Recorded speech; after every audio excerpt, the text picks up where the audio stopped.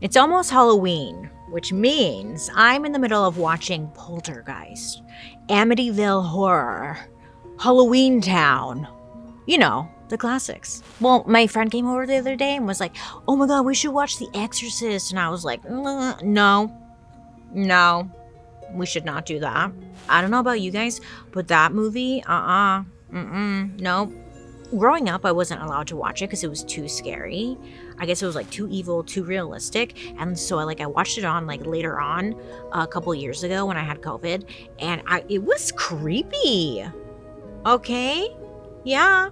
I watched the movie anyways because I'm a team player. But I was like, dang, is this really what goes down during an exorcism? Are they real? Or is it just something we see in the movies? Naturally, hi, I'm Bailey Sarian, so I started looking some stuff up, and I knew I was going to find some freaky stories. I mean, we're talking about people who are supposed to be possessed by demons, but what I found, I was not expecting. Today, we're going to be talking about mass possession of horny nuns, the nasty aftermath of the Exorcist movie premiere, and the shocking state of exorcisms today.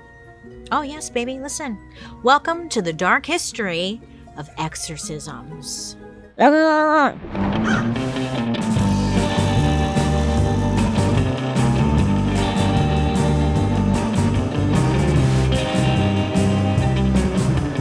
Hi friends, I hope you're having a wonderful day today. My name is Bailey Sarian, and I'd like to welcome you to my podcast, Dark History. Here, we believe history does not have to be boring. It might be tragic, sometimes it's happy, but either way, it's our dark history. Before we get into it, don't forget to like and subscribe because I'm always posting new content. And let me know what you think down below in the comments section because I read comments at the end. Hi. Okay. Thank you. Now, let's get into it because listen, today is funny. It's not funny. It's not funny. It's actually spooky, but it's what?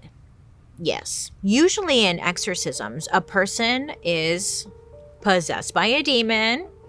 And today, the word possessed, we kind of use it as a joke. Look at this photo of my cat. He looks possessed, huh? It's funny. Look at it. But for centuries, demonic possession was considered a serious threat to societies all around the world. And just like with witches, people blamed any strange or unexplainable behavior on demonic possessions. For example, if you lived in ancient times and you were struggling with an unexplainable physical or mental condition, you would most likely be considered possessed. So in ancient Mesopotamia, let's say a person had epilepsy and they were having seizures and stuff. Well, back then they didn't know what that was. So they at the time were this person's possessed. Now today, obviously we know it's called epilepsy, but back then, demon. If you think about it, someone who has a severe form of epilepsy, they might fall to the ground, shaking. Sometimes their eyes can roll to the back of their head, and sometimes maybe even foam at the mouth. And back then they're demon, right? They assumed demon.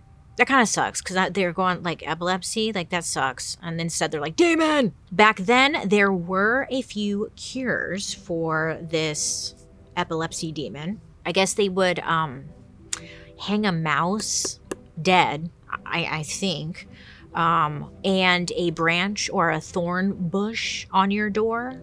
I guess it would keep the demon out. I don't know. Or you can get an exorcism from an exorcist dressed in a red cloak. Yeah, this goes way back. I thought exorcisms for some reason were not that old, but they were doing this way back then. Every religion and every culture had a way of dealing with what they thought was demon possession. But when religions like Catholicism rolls around, yes, that's when things start to look a lot different, especially when exorcisms started to be done in public, which brings me to our first story. So, doing my research, right? And I'm reading the story, and I'm this is so weird. I thought it was from a a dirty Fabio romance novel that you would get like in an airport. But so much of it was documented by legitimate sources. So I think this is real, okay? Listen, I can't wait to like read your responses to this one, okay? Okay. So the story, it starts in the year 1632, and it takes place in this town in central France called Loudun. Now, the town was recovering after being taken over by like a horrifying black plague, aka the bubonic plague. It was a deadly bacterial infection that spread to humans through rat fleas, and people basically died of a horrifying infection slowly and painfully. I guess in Loudun alone, like 3,700 people died of this plague.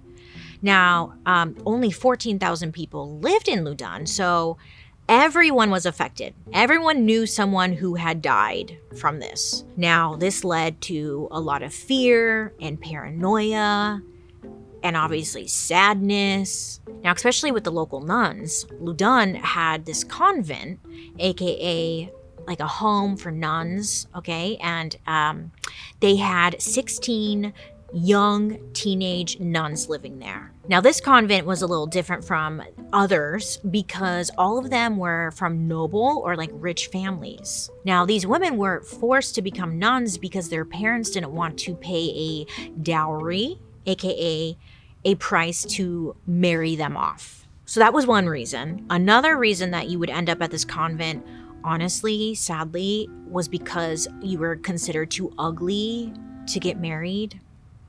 Yeah, that's kind of sad. How do you break the news to your child? Like, hey, you're ugly, so you're gonna go to this convent. Like, how do you explain that? Hey, you got a big wart on your face. We just can't marry you off.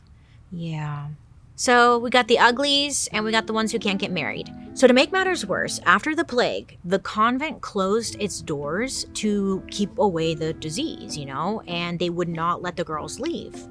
They also would not allow visitors to come inside either. Okay, so it was like lockdown, and it was boring. It was sad.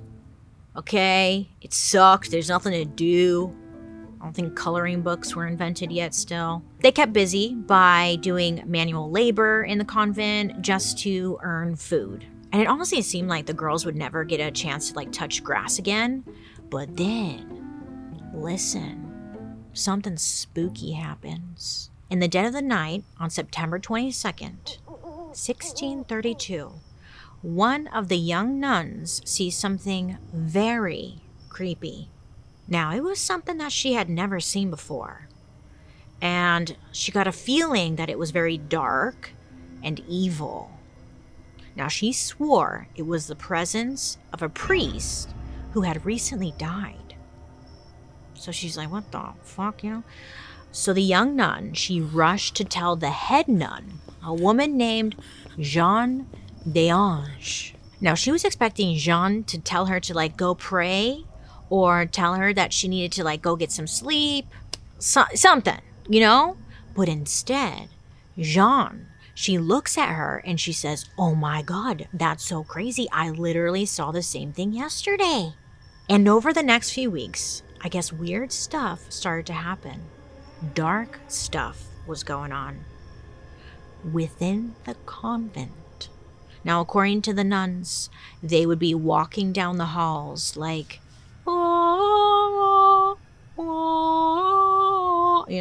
nun things.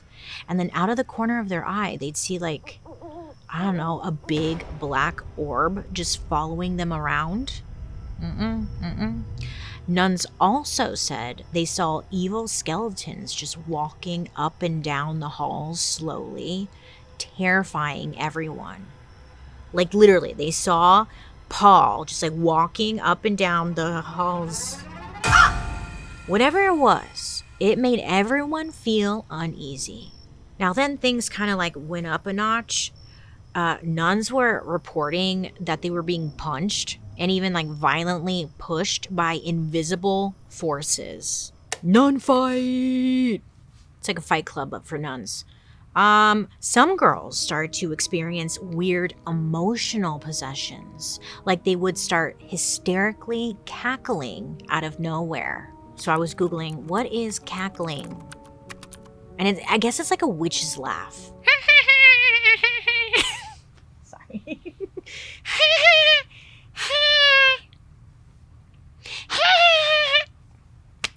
You know, I haven't nailed my witch laugh yet, but they were cackling witch laughs. It was evil. It was creepy. Listen, this was different and dark because, again, these were submissive, quiet, rule-following nuns. Some were ugly. And suddenly everyone is like feeling something take over them. They're cackling and they're acting bizarre. And as you can imagine, this was all weird, okay? And the nuns were probably telling themselves, like, it had something to do with the Black Plague deaths, right? It's the only thing that would make sense. But pretty soon, things would take a demonic turn that no one saw coming. So growing up, I actually grew up with cats. I was a cat person growing up. And let me tell you, owning a cat has its challenges, especially when it comes to their diet and when they destroy your furniture. Am I right? I know. But their diet especially, you know? When their tummy is off, it can be a nightmare for everyone in the house. And that's why I refer all of my cat friends to Smalls. Yes, today's episode is sponsored by Smalls. Now, Smalls is not your average mystery meat in a bag, like kind of cat food. It's protein-packed, preservative-free, and made with ingredients that you literally recognize from your own fridge. I know, what a concept. It's real chicken, beef, turkey. Yeah, it makes sense. They also have these amazing toys for the cats. My friend Katie has a cat named Bernard. Shout out to Bernard. I gave him their turkey leg catnip toy and a sampler. Now Bernard, despite him being like a picky little boy when it comes to like new food and toys, he loved them. And if Bernard's endorsement isn't enough, I ate it too. It was great. It's fun for hours. One Smalls customer, Elizabeth C., said her cat's breath got way better and her poop much less frequently, and it does not smell disgusting like it used to. That's a direct quote from Elizabeth C. Yes. Plus, I love that Smalls isn't just about making money. They've donated over $1 million worth of food through the Humane World for Animals. So give Smalls a try because your cat deserves better. Meow. So what are you waiting for? Give your cat the food they deserve. For a limited time, because you are a Dark History listener, you can get 60% off your first order plus free shipping when you head to smalls.com/darkhistory. One last time, that's 60% off your first order plus free shipping when you head to smalls.com/darkhistory. So, Paul looks creepy. We're gonna get to you in a minute, Paul. So the young nuns of Loudun were experiencing some bizarre hauntings, and the women were even starting to experience physical symptoms themselves. So a few weeks after the hauntings began, the head nun, Jeanne, she felt an invisible hand clench her fist. When she opened her hand, she found 3 bloody thorns in her palm. Oh, hell no. Nope. To Jeanne, this was a sign from the demons that the possessions were real and they were only going to get worse. After the thorns, it seemed like every nun in the convent was possessed. Now, a few nuns reportedly started to, quote, bend over backward and walk with their hands clasped to their heels. I know, flexible. Wow. Other nuns started frantically whipping their heads from front to back while like darting their tongues out. Yeah, little lizards or something like. And then get this. And this is according to like reports, okay? Their tongues were black and covered with pimples.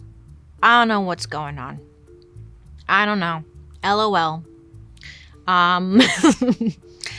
You know, it was happening. Puberty, huh? It really gets ya. Jeez. Some nuns would beat their chest over and over again and scream bloody murder. And like others would growl bark, hiss, I guess like a snake, uncontrollably. So we got all kinds of animals happening, growling, barking, hissing, bending over backwards. Your tongue is covered in pimples. Like, what is going on? I don't think this is like the worst part. This is actually freeing for them because some of them would expose themselves. I just like rip off their clothes, I guess, or like lift up their woo, you know? And most shocking, these innocent little virgins would be shouting nasty, sexual, and violent things and encouraging the people around them to do the same. Now, these possessions weren't like the movies where it happens like one time and then it's like, oh, they're healed. No, they were constant. They would happen, I guess, in like a short period of time. And when the demons would leave their bodies, the woman would like be back to normal and be like, oh my God, what happened? That was crazy. You were bending over backwards. That was wild. But then it would happen again. Now, this was happening so often that local religious officials decided to call in priests to perform exorcisms. But get this, these weren't your typical like private exorcisms, you know, done in the comfort of your own home. Now, these were done in the town square in front of a crowd of thousands of people. My question was like, why? Why would they do this? But listen, they would bring out the nuns, town square, bring everyone out, okay? The possessed nuns would start screaming insane things, rip off their clothes. That's why people probably came. And then like vomit, throw up, nails. It was insane. Now, my question was like, why did they bring him out to the town square? And the answer I could find, it was complicated, but for the most part, it was like this was essentially a tourist attraction for the town of Loudun for some reason. People across Europe could not believe that like a group of young innocent nuns were possessed by demons, so they brought him out, and the town's like, look, our nuns are crazy. Like, we're meeting here at 12. If you want to see a show, come on out. It's going to get wild. They're going to rip their clothes off. Because, like, wouldn't you think it would be kind of like give your town a bad reputation? So, what? But they did that. Okay, fine. Weird. Listen, despite their public exorcisms, the nuns didn't seem to be getting better. In fact, they were getting worse. So the priests, they decided to get to the bottom of it. Now, they asked the nuns. You think they do this step one, but okay, after some time had passed, they finally asked the nuns who had done this to them. And the possessed women start naming demons who had possessed them. Asmodeus, Behemoth, Leviathan, Astaroth. Some wild demon names. Billy Bob Thornton. I don't know, he just came to mind. After many months, the possessed women finally tell the priest about who was really responsible for all this. And it wasn't a demon at all. In the town square, the possessed nuns started shouting, Urban Grandier! And I was like, what is that, a new like restaurant in LA where they have like, you know, is it like a vegan restaurant? Urban Grandier? Sounds like that, huh? So listen, Urban Grandier, what does that mean? The crowd is gasping. Because Urban Grandier was a priest. Listen, not just any priest. Allegedly, a very, very naughty priest. Now, he was allegedly very good looking. I just saw a picture of him, so I'm going to say allegedly. At the time, he was good looking. He has a little bit of a bang. He was arrogant, he was charming, and honestly, he was the kind of guy who liked to stir the pot. Now, this man, Urbain, he published a satire piece mocking the local cardinal, which is like a high-ranking priest in the church. Now, this was seen as very disrespectful. Urban, he was kind of known, okay, for like doing stuff. He loved swinging that D around Europe. Listen, he loved love. He loved inserting objects into holes. His own object. He was known to sleep with any woman with a pulse. It was said he loved to deflower virgins. He loved to, quote unquote, comfort widows. Oh. And he even liked sleeping with the daughters of noblemen in town. And he was a priest.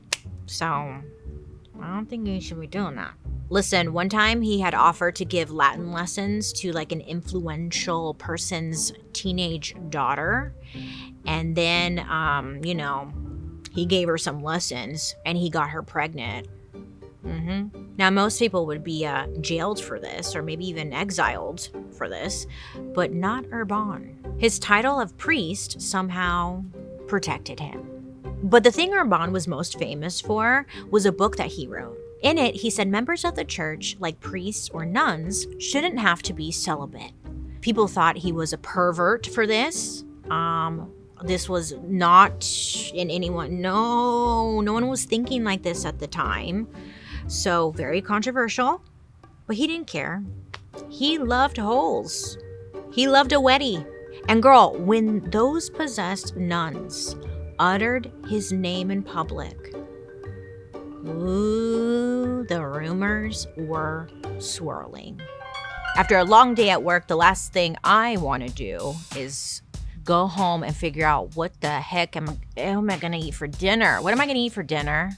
What am I going to eat? And I was thinking to myself, damn, like, how do people like plan meals and cook and shop every day, every week, especially when you have a family? Like, it's such, and you have to eat every day. It's a lot. But that's when I remembered there's HelloFresh. HelloFresh is America's #1 meal kit, and they've basically become your personal chef. Oh yes, you get chef-crafted recipes and fresh, pre-portioned ingredients delivered right to your door. Let me tell you, it's not the same HelloFresh you know.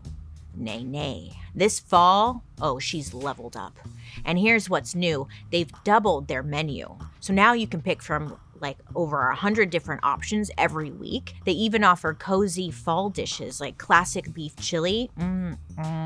So good. Or honey glazed pork tenderloin. Now, if you're feeling a little fancy, you can now get steak and seafood recipes every single week at no extra cost. There are also new veggie-packed recipes, plus over 15 high-protein meals each week. And they got options, baby. I'm talking grass-fed ribeyes and lamb chops.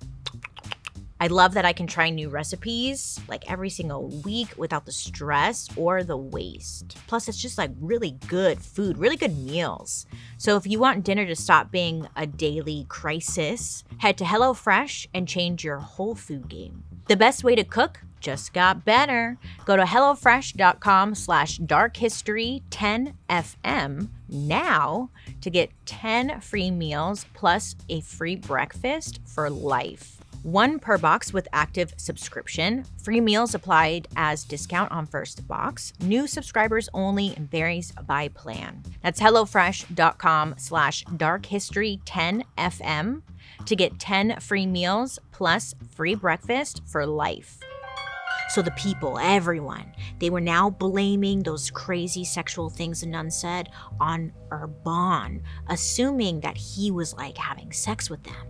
Now, apparently, Urban, he had a very bad relationship with this specific convent. Now, there was a time when he was asked to be a confessor to the convent. You know, one of the priests that sits on the other side of a confessional booth. Forgive me, Father, for I have sinned. It's been X amount of days since my last confession. That, I've always wanted to do that. It seems so fun. And also, the head nun, Jean, she asked him to be her personal spiritual advisor. Wink, wink, maybe, I don't know.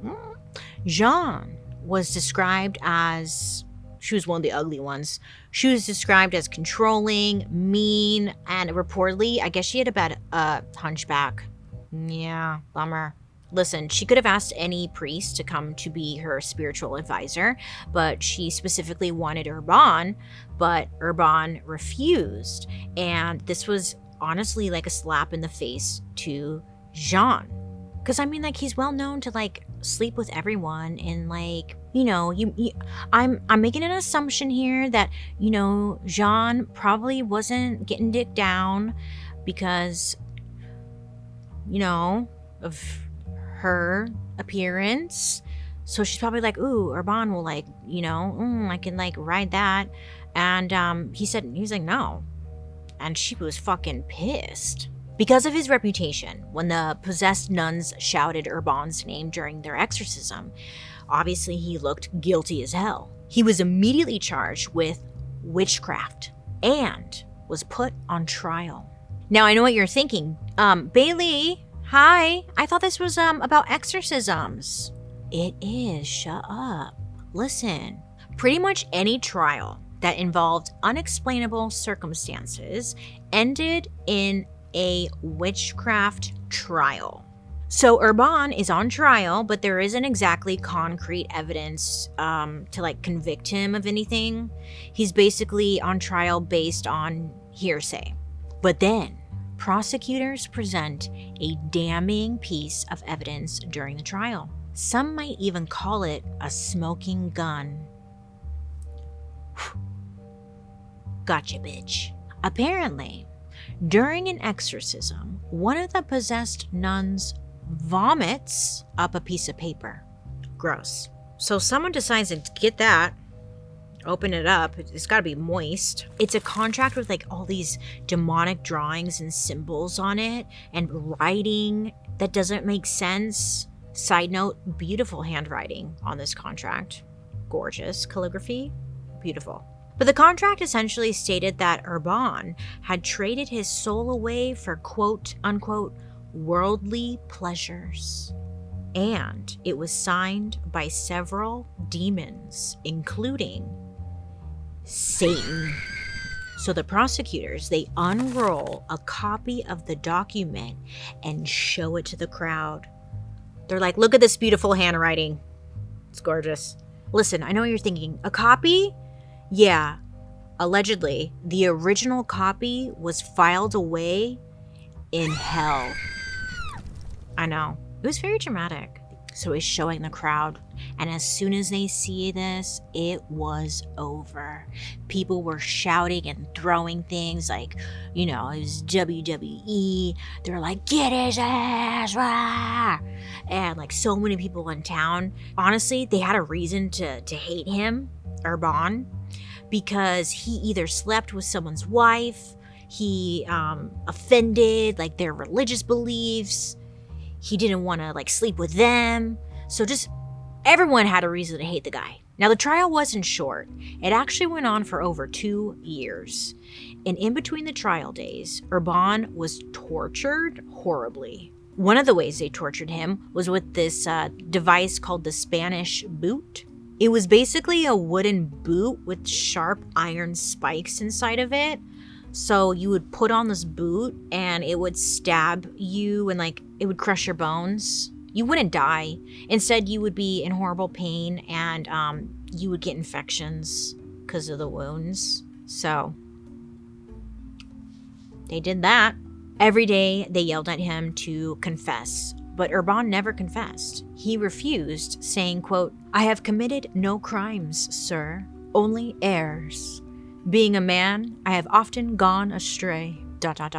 He said more, but like, that's the highlight. After 2 years, Urban was ordered to be burned at the stake. Now here's the crazy thing you never hear about besides this story.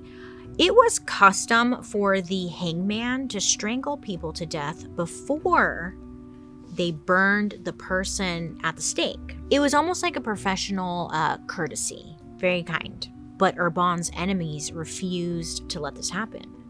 They wanted him to die in agony. And on August 18th, 1634, Urban was burned at the stake in front of a cheering crowd. R.I.P. He must have had like a big dick. But then listen, plot twist. Because listen, not long after the trial, the truth came out. Apparently, the head nun, Jean, the hunchback nun of Loudun, had a certified sexual obsession with Urban. She had confessed to another priest that she couldn't stop having very intense sexual dreams about him. She would get wetties for him all the time. Moist, wet, wild. In these dreams, Urban would appear to her as an angel, but then convince her to perform all these forbidden sexual acts.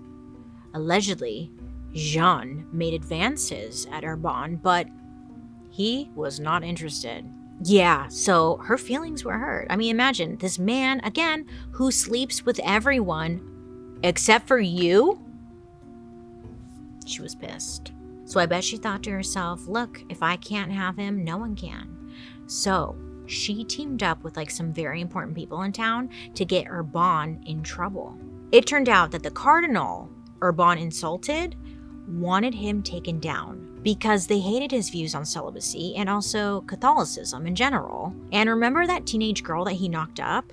Well, her dad was the town's prosecutor. He was a bigwig prosecutor, and he also wanted to get rid of this guy, okay? So together with Jean, they hatch a plan. So those teenage nuns, later they said that they were tortured into confessing that Urban was the one responsible for the possessions. So they did it. They said it was Urban. But here's the mystery. Everyone thought that once Urban died, the possessions would stop. But even after his death, the possessions allegedly got worse. The demons, I guess, were spreading. They started to possess people around the nuns.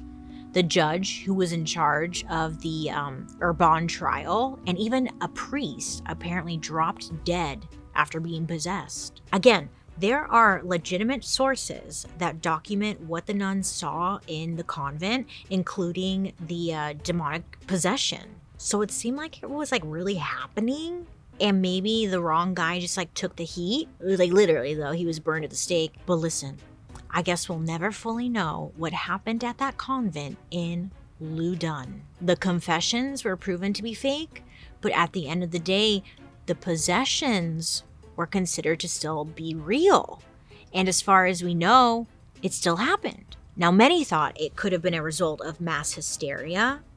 Some believe that the possessions were just the real demons were there, but many still to this day have no idea what the hell that was about. This is for my Dark History Deep Cut viewers. Did you watch our episode on the dancing plague of something?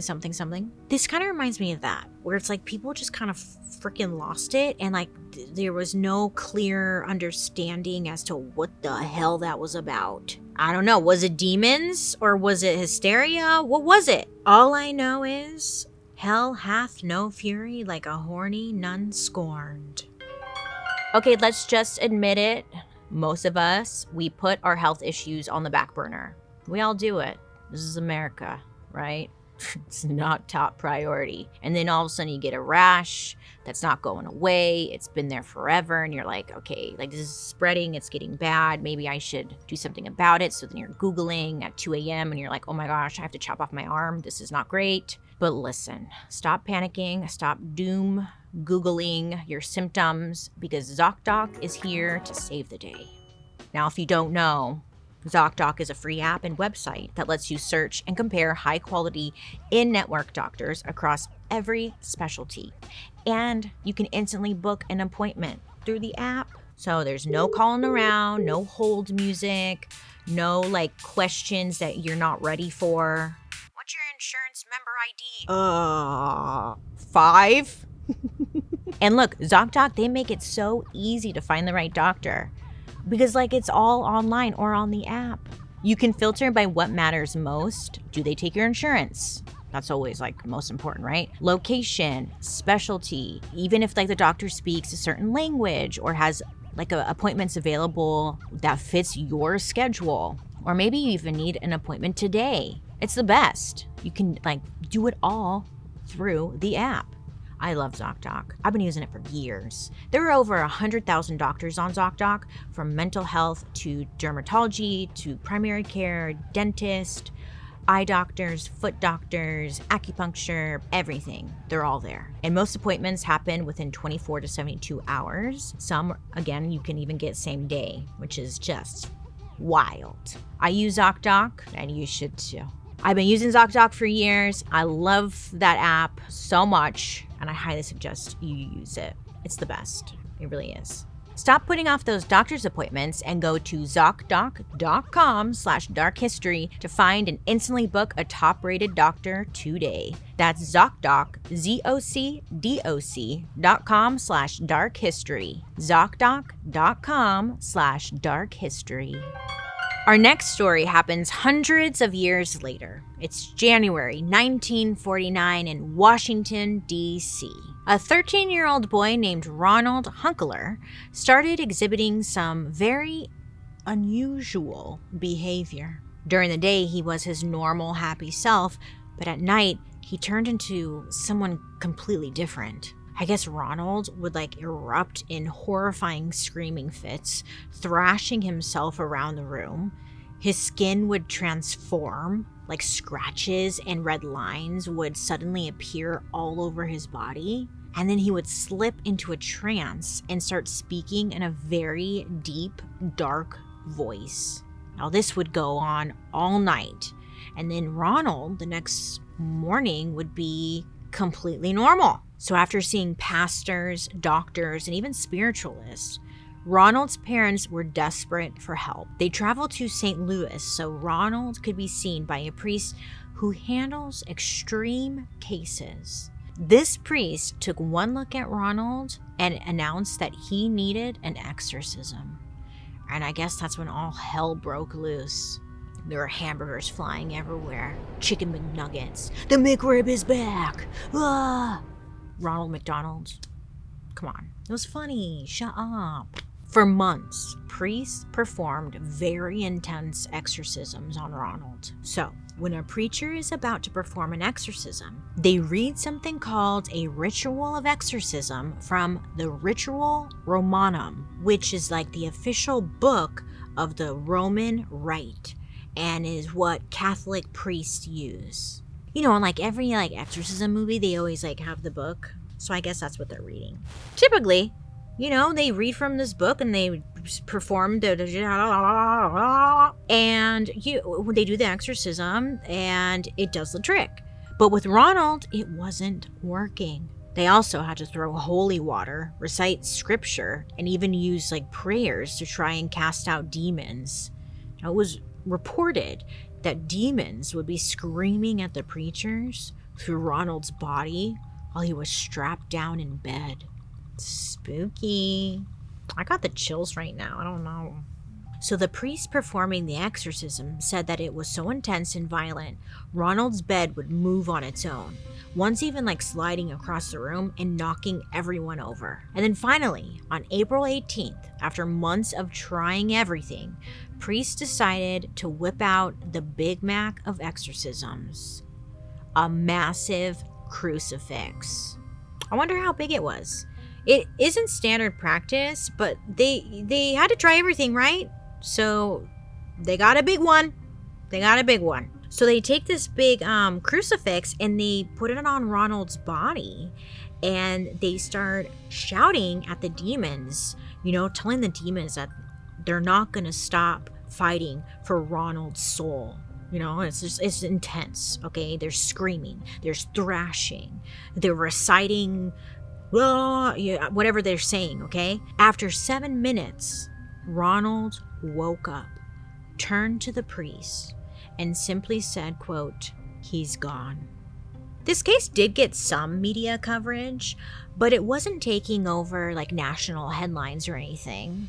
That is, until a writer named William Peter Blatty discovered the case. So William, he had a career as a very successful comedy screenwriter in Hollywood, but deep down, secretly, he always wanted to write about a story that he had been obsessed with for decades.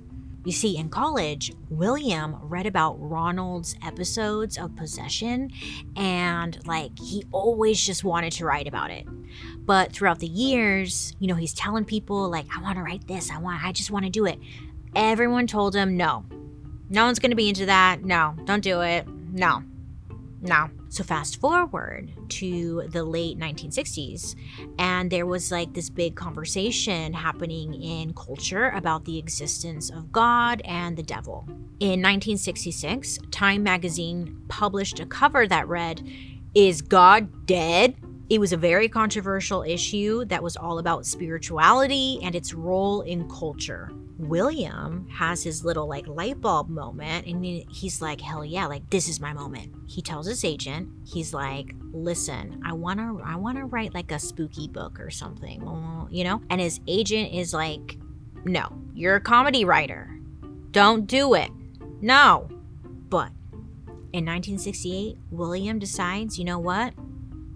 I'm gonna trust my gut. I'm gonna do it anyways. One night, William and his wife, they go see like one of the hottest movies of the year, Rosemary's Baby.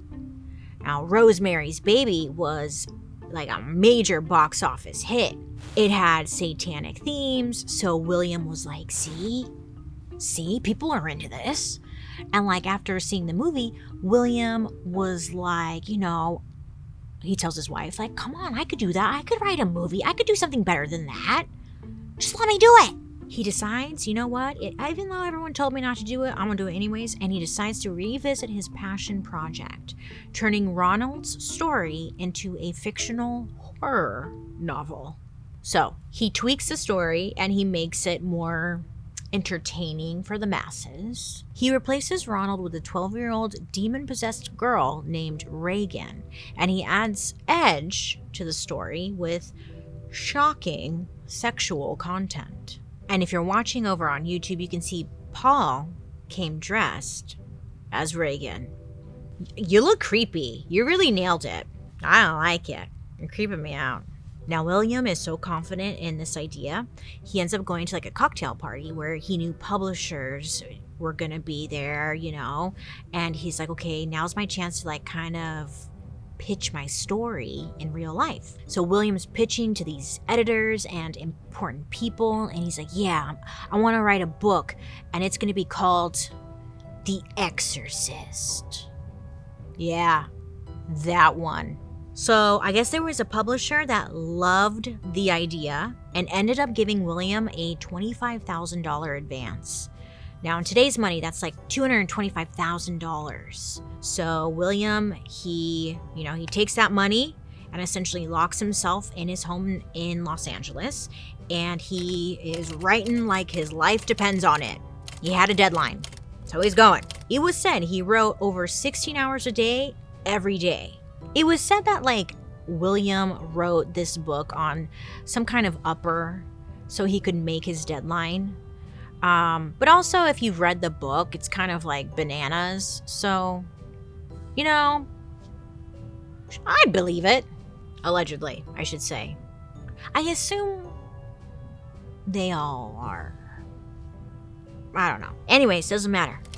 His fingers are like bleeding. It's just going so hard. He ends up completing his passion project, and once he was done, the book was published in 1971. The Exorcist. Now immediately, it shot to the top of the New York Times bestseller list, where it stayed for over a year. Now, William, he's like, this needs to be a movie. So he's like pitching it to different like studios and whatnot. He had a really hard time finding studios to produce the movie, but eventually he sold the rights to Warner Brothers, and the rest is history. So The Exorcist, it premiered on December 26, 1973, the day after Christmas. Question for you. Why do they always release like really horror movies after Christmas? What's that about? Let me know down below. Why not like around Halloween? I don't get it. Why do they do that? I want to know. There's got to be an answer. Nothing was the same after it. Movies changed forever, especially when it came to like what was considered entertainment. I mean, listen, today we're all desensitized to horror movies, okay? It's hard to imagine a horror movie single-handedly changing culture. But that's exactly what happened with The Exorcist. Days after the movie premiered, the story started coming out. people were barfing in theaters, fainting, screaming, I guess running out in the middle of the theater. Okay, they were traumatized. They were scared. One theater owner in the 70s said, quote, "I've been in the business 47 years and I've never seen anything like it." Going on to say that whenever the movie was shown, there was, quote, "an average of 4 blackouts, 6 cases of vomiting, and numerous people fleeing the theater." I know, those poor janitors. So theaters were playing it all day, every day, just trying to keep up with the demand, because people were talking about it. Like if you saw the movie, you would go to your friend and be like, "I just saw this fucked up movie. It was so scary." Like, whoa. So then that person was like, "Well, I gotta go see this movie," and everyone wanted to see it. Lines were up to 5,000 people long. Everyone wanted to know what the heck was up with this movie. Have we had a movie like that recently? We haven't really had it. Maybe like Hereditary. That one was pretty fucked up. Same with Midsommar. Blair Witch. Paranormal Activity was pretty scary. But we don't do that anymore. I guess the last time I saw people lining up to see a movie was for Twilight. So, okay. Anyways, the truth was, the movie, okay, The Exorcist, it really mentally messed with a lot of people. Some left the movie like so disturbed, they were convinced that they were possessed. There was a surge in exorcisms after this movie came out. Now, this is what is described as the Exorcist effect. Listen, there's actually a great book about this written by our expert for today's episode, by Dr. Joseph Laycock. Apparently, before The Exorcist, there were only 2 documented exorcisms in the United States in modern history. It was considered something that was possible, but it was rare. But after the movie, listen, your mom was possessed, your cousin was possessed, your dog was possessed, your neighbor was possessed, your car was possessed. It was out of control. Everyone was possessed, or at least believing they were possessed. In 1975, a report was published in the Journal of Nervous and Mental Disease describing how The Exorcist had caused, quote, "cases of traumatic neurosis and even psychosis." Some people even had to be hospitalized immediately after the movie. Could you imagine?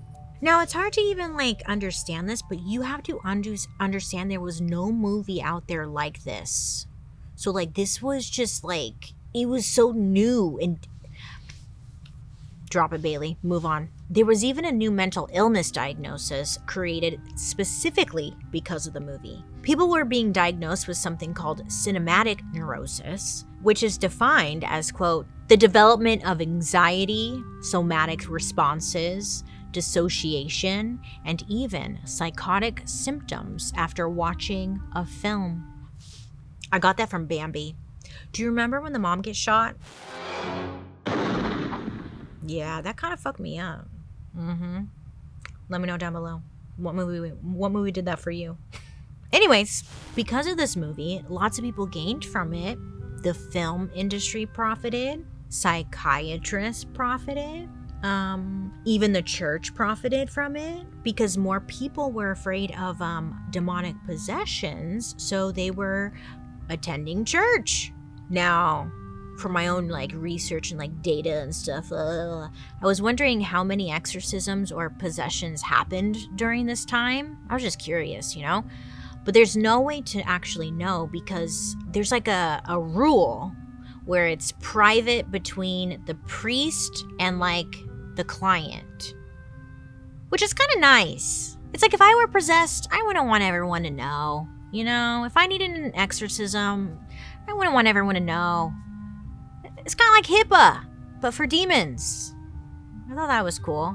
So we don't have any data, is what I'm saying. I guess they're not allowed to talk about it. Even though the exorcism hype somewhat died down over the years, it never truly went away. It just evolved into something different, which brings us to exorcisms today, which is a whole different new situation. Because listen, we have something they didn't have in the 70s. The internet. Oh, the goddamn internet. So, in 2018, a journalist, his name was Andrew Gold, he traveled to Argentina to film a documentary about exorcisms for the BBC. Listen, this wasn't just like a standard exorcism story. This was about a man named Padre Manuel Acuna. And he's a modern day exorcist with an eye for social media. So Andrew, the journalist, he traveled to Padre's home church, which was in Santos Lugares, to witness like one of these exorcisms firsthand. And if you're like me, you're picturing an old school church with gold crosses, red benches, wallpaper, I don't know. But when Andrew gets there, he's like, oh, this is different. Okay. All right. So he gets there and he realizes that his Padre's place was decked out in movie posters where Padre's face was photoshopped into the starring roles, let's say.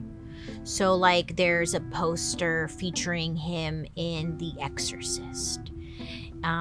There's a poster of like X-Files with his face photoshopped in there.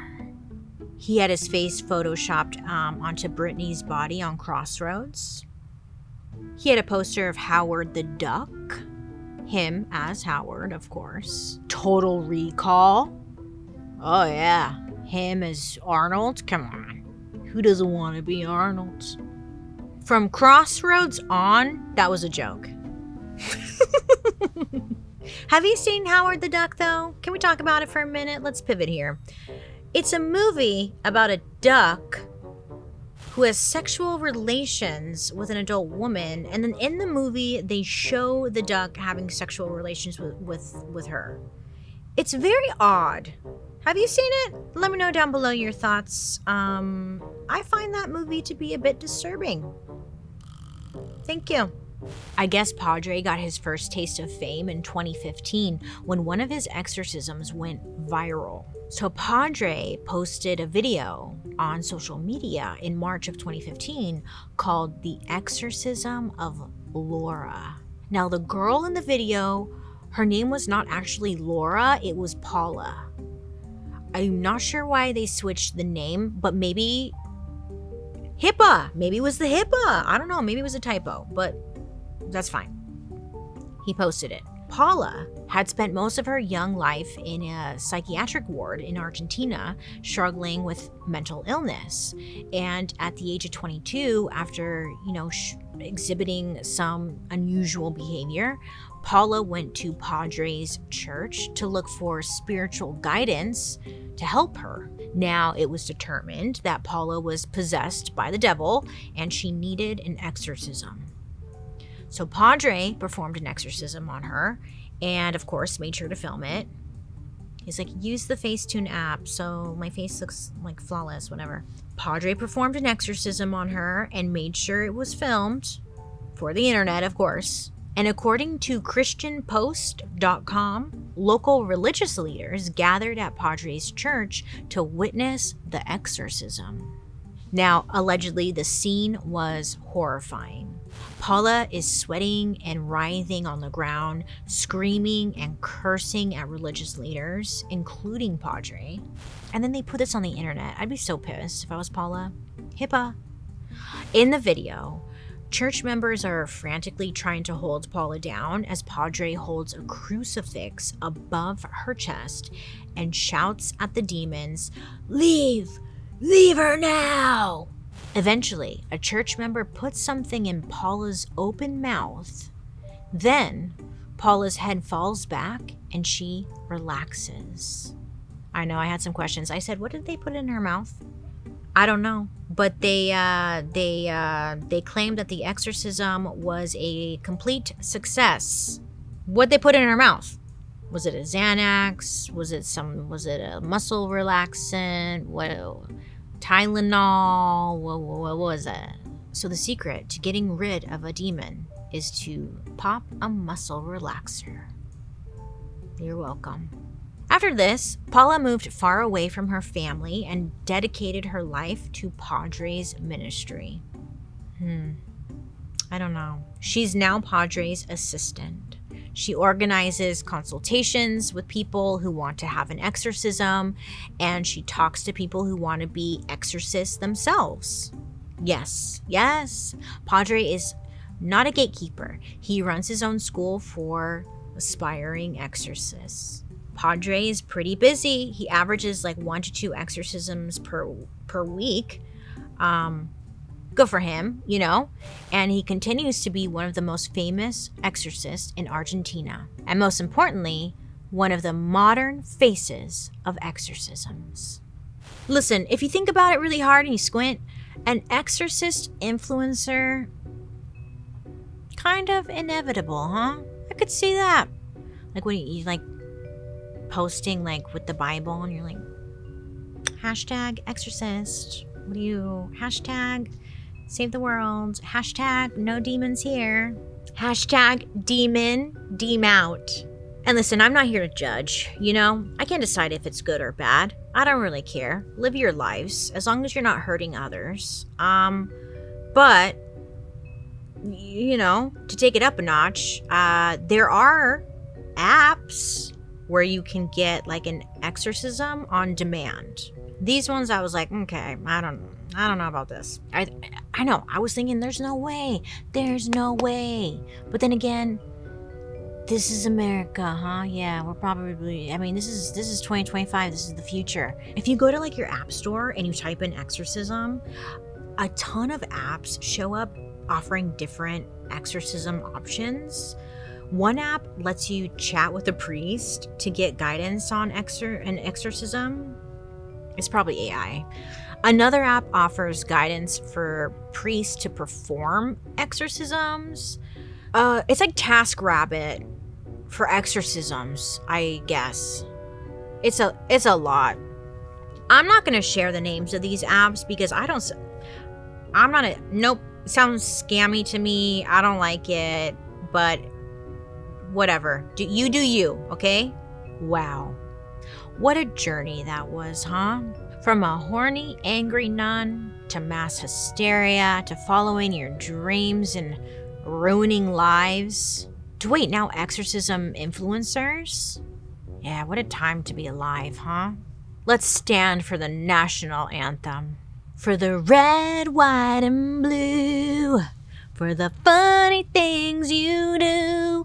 America, America, this is you. And on that note, happy Halloween. Okay, listen, hard pivot here, but in our next episode of Dark History, we are diving into something personal to me. Now listen, if you didn't know, I am part Armenian. And when I was little, I remember hearing a lot of adults talking about the Armenian genocide. But they never got into the details, you know, and I definitely never learned about it in school.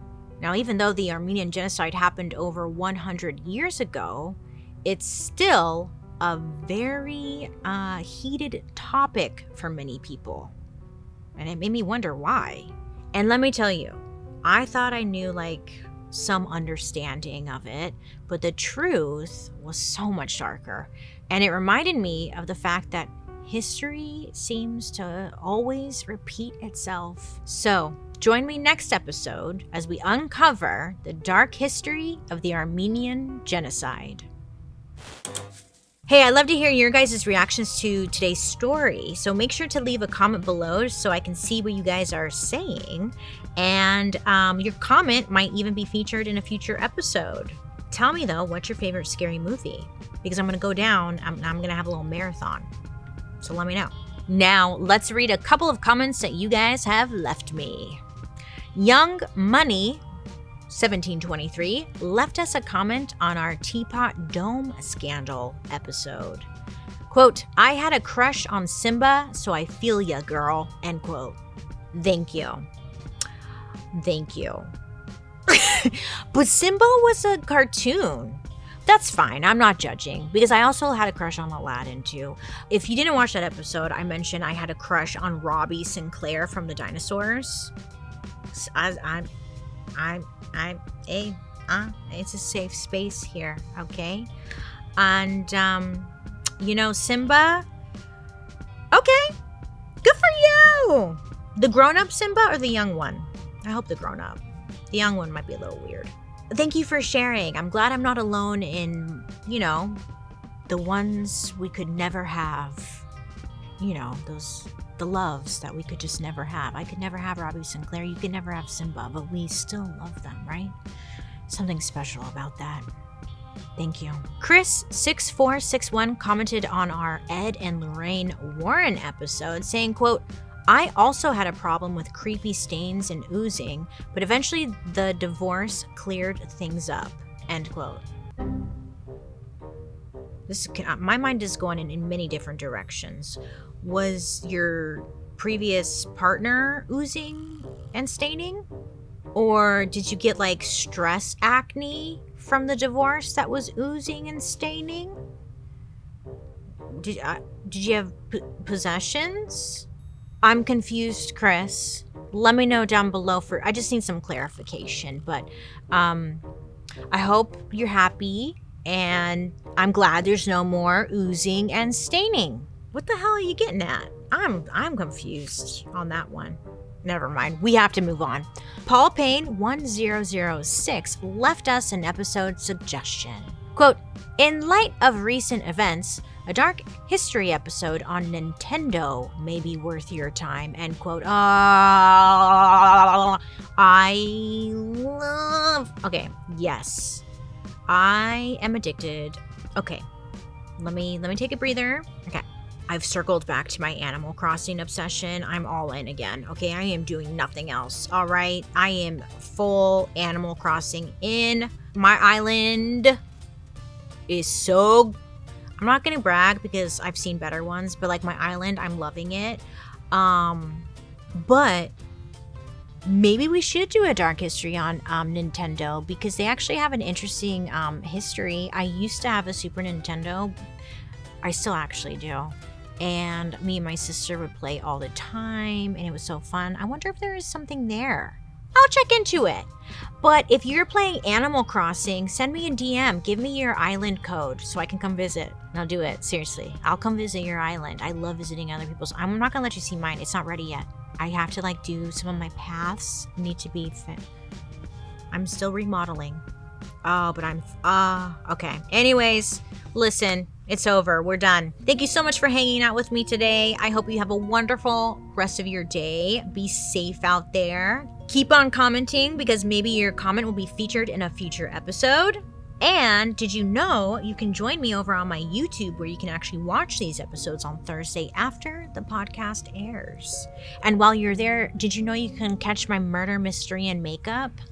Hello. Don't forget to subscribe because I'm always here for you. And hey, if you did not know, Dark History is an Audio Boom original. I want to give a special thank you to our expert, Joseph Laycock, Associate Professor of Religious Studies at Texas State University and author of the Penguin Book of Exorcisms. And I'm your host, Bailey Sarian. I hope you have a good rest of your day, you make good choices, and I'll be talking to you real soon. Goodbye.